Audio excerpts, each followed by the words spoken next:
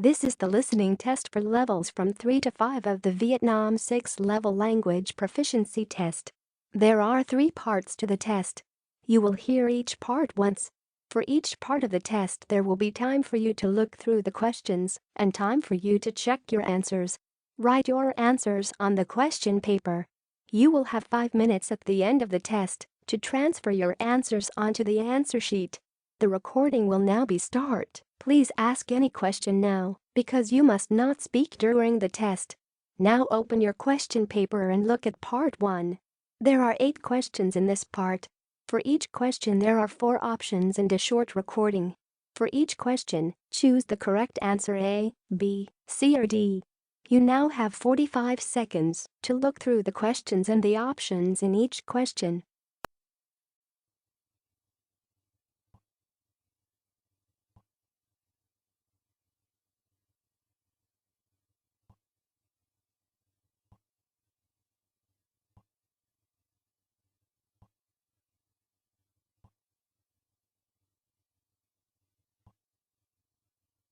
Now we are ready to start. Listen carefully. Look at question 1.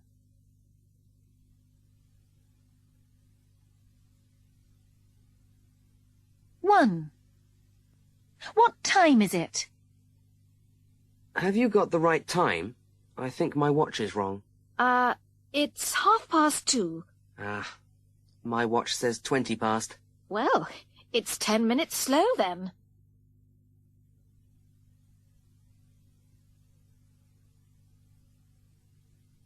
Two. What's Michelle going to read? Can I read your newspaper, Michelle?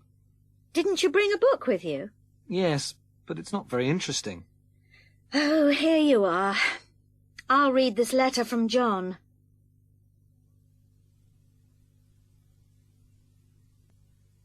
Three. How much did the tickets cost? Oh, hi. Did you have a good time at the theatre last night? Well, the play was excellent, but the tickets cost $90 each. That's not too bad if the play was good. No, perhaps you're right.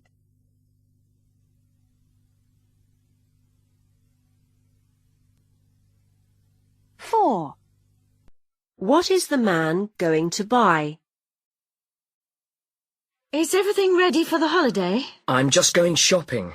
I must get those pills I take when I feel travel sick. Do we need anything else at the chemist's? We forgot the toothpaste last time. I've got that. I haven't got any sunglasses, but I can borrow yours, can't I? And I'll get something to read at the airport. Right.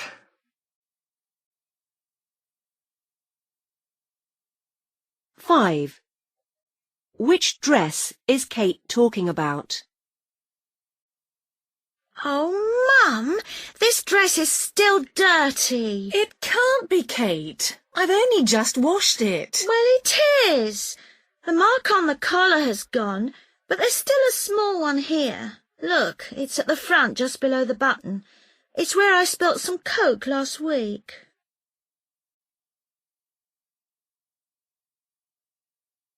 6.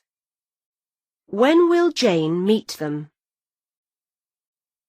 Hi, it's Pete here. Jane left a message to say she can't meet us at 8 o'clock as planned because her bus doesn't get in till 8:15 and it'll take her 30 minutes to get from the centre of town. I told her the table's actually booked for 8:45, so that would be fine, and we'll see her then.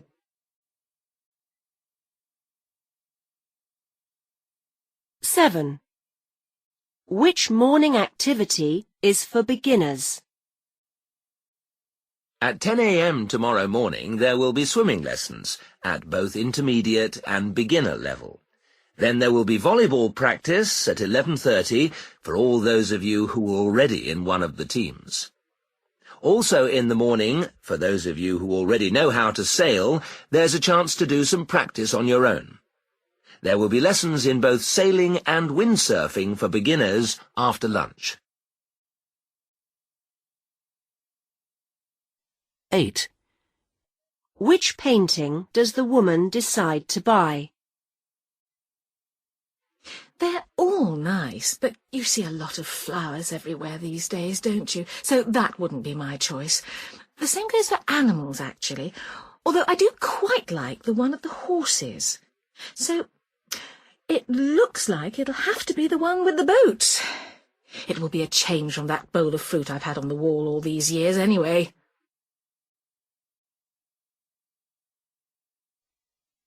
That is the end of part 1. Now turn to part 2. You will hear 3 different conversations. In each conversation there are 4 questions. For each question, choose the correct answer A, B, C or D. You will hear the conversations only once. Now open your question paper and look at the conversation 1. You now have 25 seconds to look through the questions and the options in each question.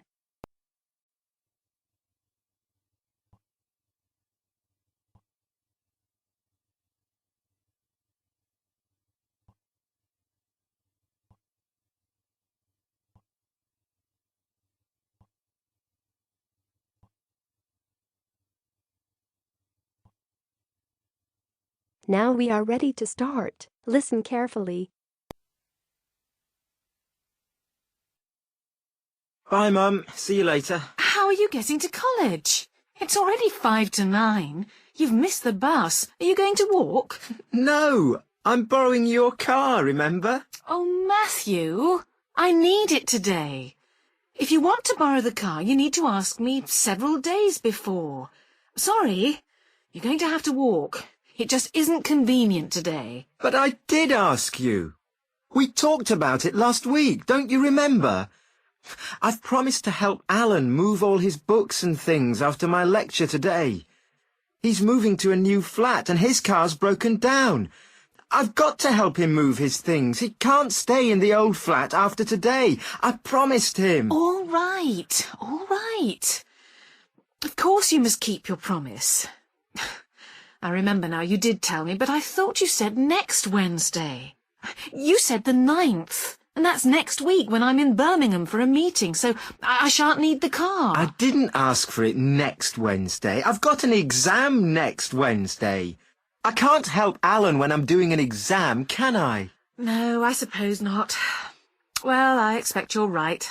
I didn't write it down, so it's my fault. Next time, we must both write it down and make sure we write down the same date. OK. So, can I have it today? I need to go or I'll miss my lecture. Well, what am I supposed to do? I need to be at work in half an hour. Well, I'll give you a lift there on my way to college. How about that? I suppose I haven't got much choice. Come on, then. Now open your questions paper and look at conversation 2. You now have 25 seconds to look through the questions and the options in each question.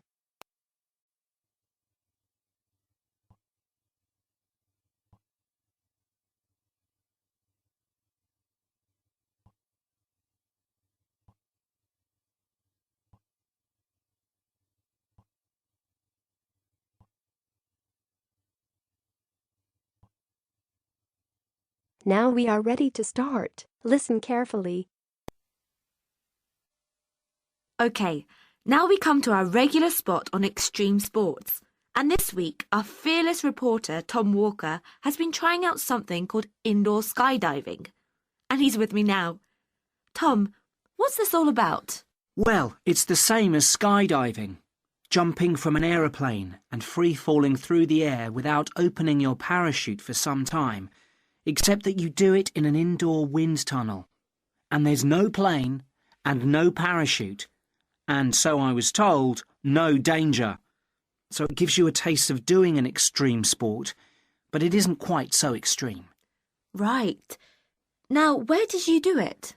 I did it in a vertical wind tunnel at an adventure sports centre called Runway. What exactly is a vertical wind tunnel? Well, it's a tunnel that gets filled with air. The air is provided by 4 enormous industrial fans, of a kind that usually provide air for underground systems. These fans produce a column of air that rushes through the tunnel from below at more than 160 kilometres per hour, When you're in the tunnel, you float on this air. The machine has been described as being like an enormous hairdryer. It allows you to fly as if you had fallen from a plane, but you are only 2 meters off the ground. And it's completely safe, is it? Yes. There are bars across the top of the tunnel to stop you flying off, up and out of the tunnel. The tunnel is 4 meters wide and has glass walls. The only small problem you might have is that you keep bashing into these walls. But you're not really going to hurt yourself a lot by doing this. The only injuries you are likely to get are sore elbows and knees. In fact, it's so safe that the centre is open to anyone over the age of 4. In America, where the idea was invented by the military in 1994, pensioners in their 80s regularly have a go.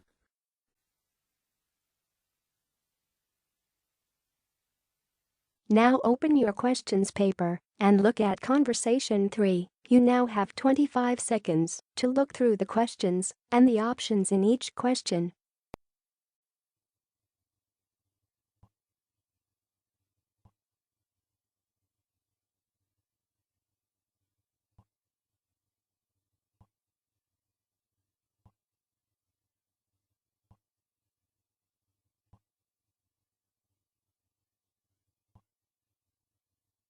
Now we are ready to start. Listen carefully. Hi, Yun. As you know, I've asked you here today to discuss the future of our Self-Access Centre. We have to decide what we want to do about this very important resource for our English language students.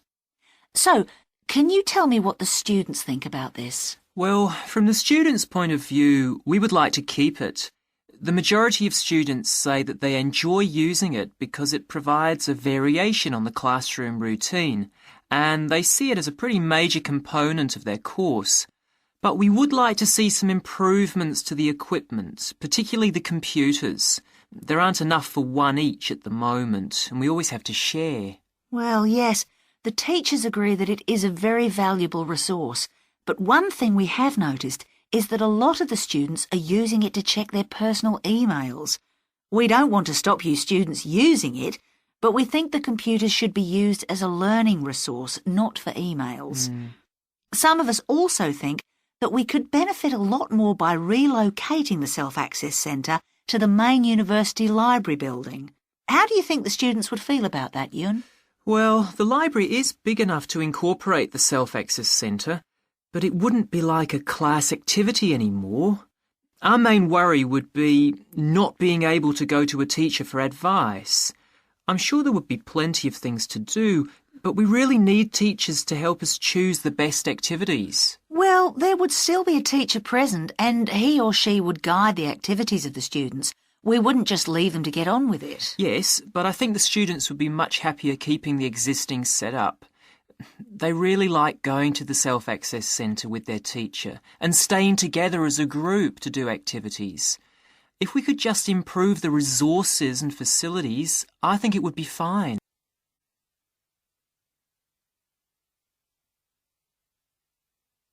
That is the end of part 2. Now turn to part 3. You will hear 3 different talks or lectures. In each talk or lecture there are 5 questions. For each question, choose the correct answer A, B, C or D. You will hear the talks or lectures only once. Now open your questions paper and look at talk or lecture 1. You now have 35 seconds to look through the questions and the options in each question.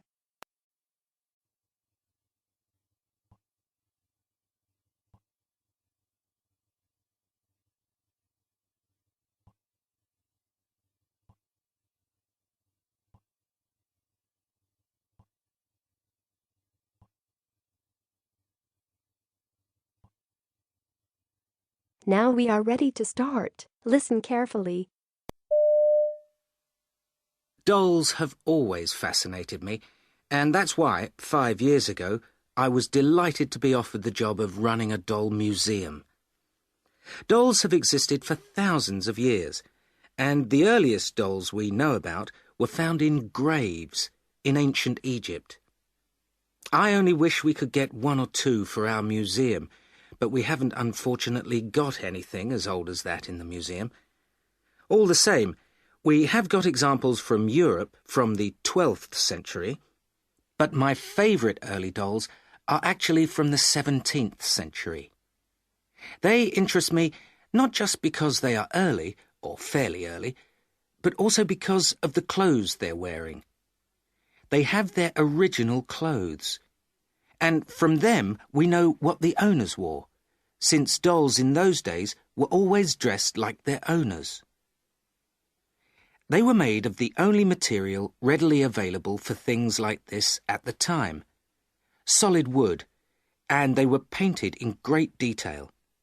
In fact, on the best examples, like the ones in the museum, the detail includes the 17th century makeup.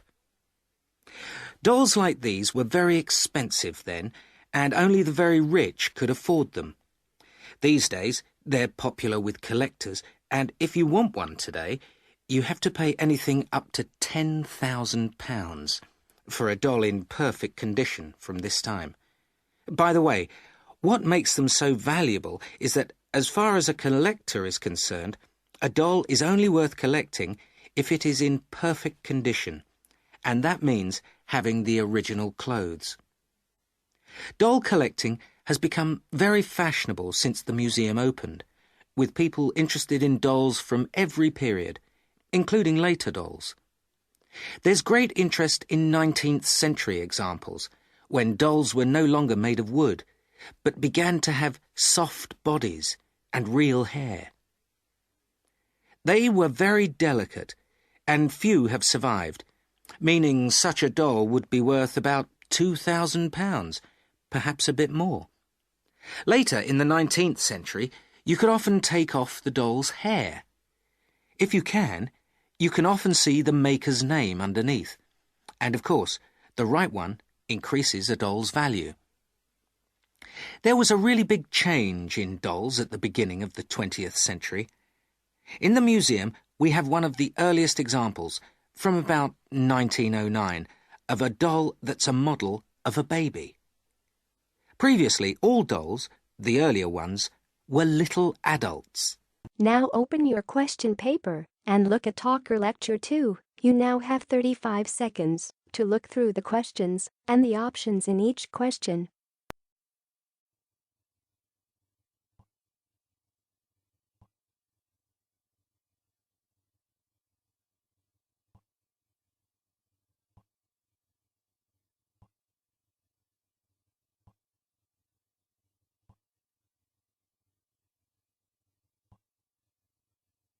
Now we are ready to start. Listen carefully. Hello, I'm Stephen Mills. I will travel with you on the Tiger Tour to India, but I'm not your tour guide.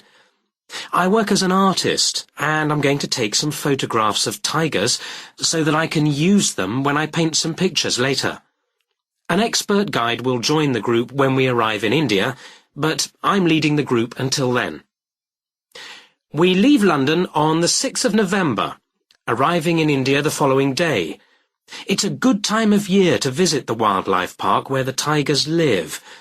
The rainy season finishes in October, and later in the year the park gets more crowded and the tigers become shy. We'll spend 10 days in the wildlife park. There are 20 other types of animal and 300 types of bird to see, as well as tigers.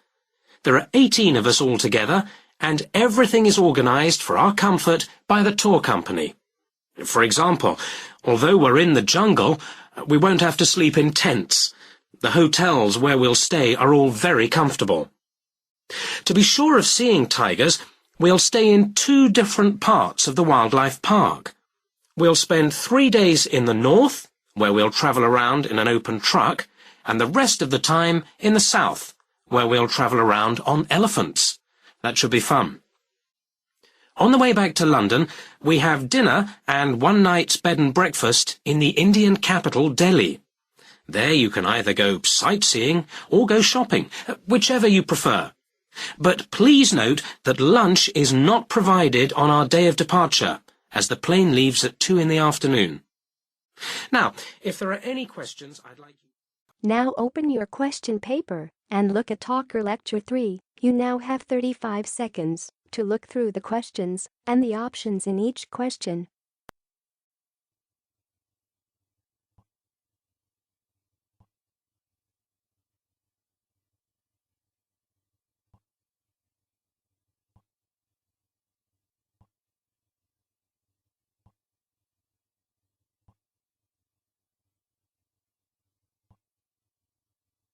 Now we are ready to start. Listen carefully. For the second in our series about locally run businesses, we meet Simon Winridge, co-founder of the hugely successful Winridge Forest Railway Park. Welcome, Simon. Now, perhaps you can begin by telling us a little bit about how it all started. Well, during the 1970s, my wife Liz and I had just acquired 80 acres of sheep farming land, and we decided to settle down and have children. Pretty soon we had a daughter, Sarah, and a son, Duncan. The place was wonderful for the kids. They particularly loved trains and gradually built up an enormous network of miniature railway track. I began to develop larger-scale models of locomotives, but we didn't think anything more of it until I went on a trip to a theme park near Birmingham and decided we could do a much better job. So we set up a small one ourselves, based on the miniature railway, and we opened to the public for just a month that year, 1984, in July, our driest month, because our children said they didn't want our guests to have a miserable wet visit. I dealt with park business and Liz carried on with the farm work. It soon became clear that we were onto a winner.